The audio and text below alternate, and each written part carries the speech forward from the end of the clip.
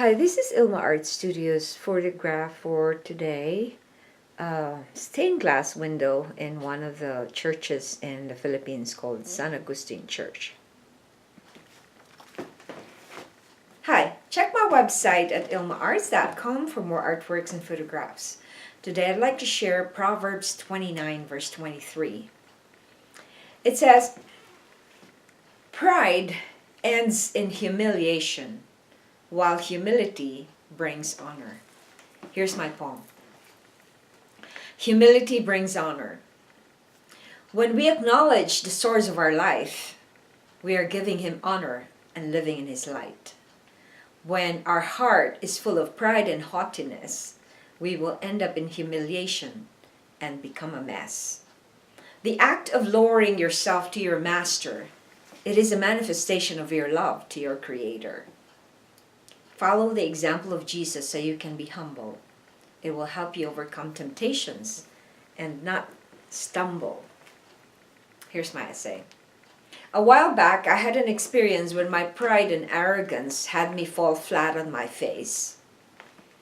It happened about 7 years ago. I was a victim of a group of people who discriminated me and openly scolded me in public and twisted my intentions.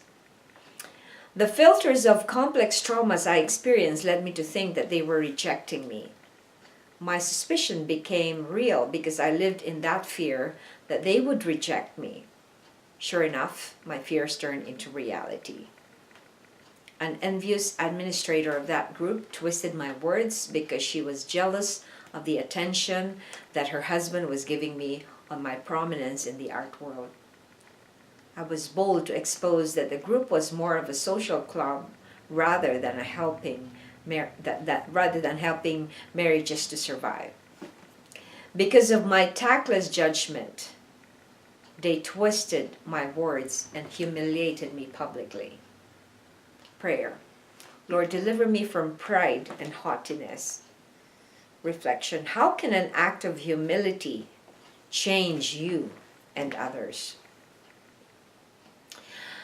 I think when people don't want to be with anyone who knows it all, who thinks that he's better off than anybody, but they would rather be with people who humble themselves and is interested with other people. Now, when I'd like to share an experience when I was a teacher when an act of humility actually changed a person's behavior.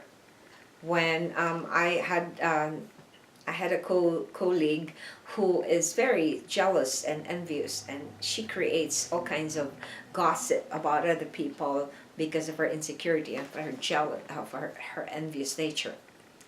So one day when her actual class advisory class are more open to me than to their class advisor because I'm just one of the speech teachers, she attacked me right behind my back, telling stuff about me, how she's twisting everything. And so on one day on our retreat, where her students are having a retreat, so I came in, and then she suddenly started telling stories to them about me that are all twisted. I just hugged her and I said to her that I have no qualms I have no reason to get the loyalty of her students because they love her.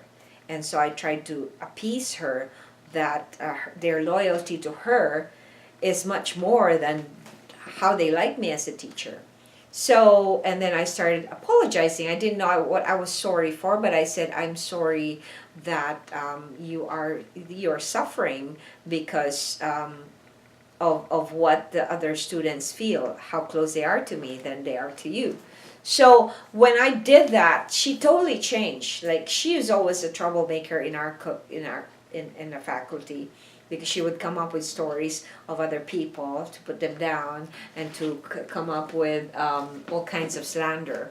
And I remember she having had she was brought to court because of what she was doing, because she's always she was being sued for slander by many other co-teachers of ours. So when I did that to her, I think that changed her perspective, and that made her realize that she doesn't have to be so insecure, because some people like her as well. So that's how an act of humility changed others when I showed it to them. So I'm sure that you will be able to come up with a humble act to counteract the Satan's work, which are usually division and conflict and sometimes envy. So you can, your humbleness and your following the example of Jesus, how he humbled himself, even though he was God, he didn't prove to everybody that he was God, you know. So thanks for watching, and I hope you check my website at ilmaarts.com for more artworks and photographs. Have a blessed day. God loves you so much. So do I.